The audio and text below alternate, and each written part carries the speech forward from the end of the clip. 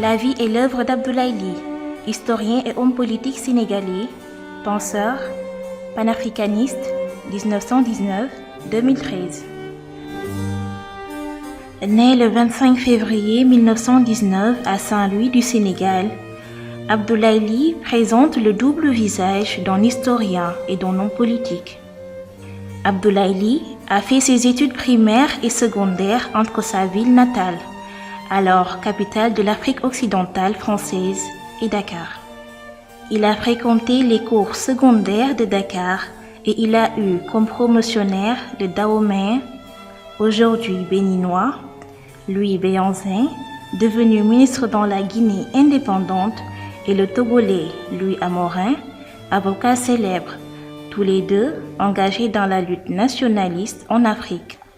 Après l'obtention du baccalauréat en 1938, il poursuivit ses études supérieures en France. Avec l'éclatement de la Deuxième Guerre mondiale en 1939, en sa qualité de citoyen français, il fut appelé sous les drapeaux. Cette mobilisation lui a valu 4 années d'interruption des études. Après l'obtention d'une licence et d'un diplôme de hautes études en histoire à l'université de Montpellier, il s'inscrit à l'université de Bordeaux pour des études doctorales sous la direction du professeur Gaston Martin, spécialiste de la traite négrière.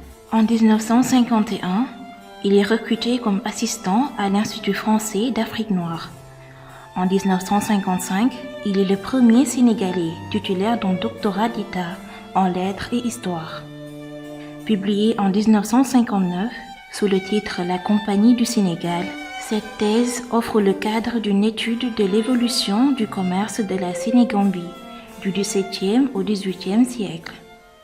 Son entrée en scène politique est marquée par le ralliement avec ses amis du Gareb, du bloc démocratique sénégalais de Léopold Sédar Senghor. Sous le gouvernement de la loi cadre mise en place en 1957, il est ministre de la Production.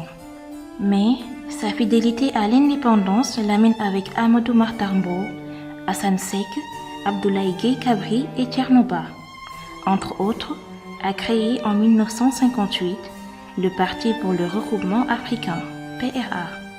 Doté d'un esprit critique aiguisé, il a produit une vingtaine d'ouvrages et d'articles scientifiques écrits entre 1955 et 2008 sur l'histoire politique, économique et sociale du Sénégal, les conditions de l'unité africaine et les tâches de l'élite.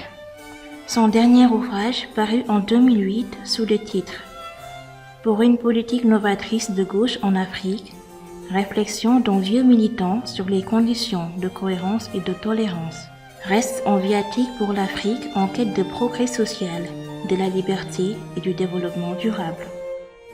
Abdoulaye Ly s'est reposé le 31 mai 2013 après avoir assumé l'exacte mesure de la responsabilité d'un intellectuel africain engagé dans la lutte pour l'émancipation et le développement du continent africain.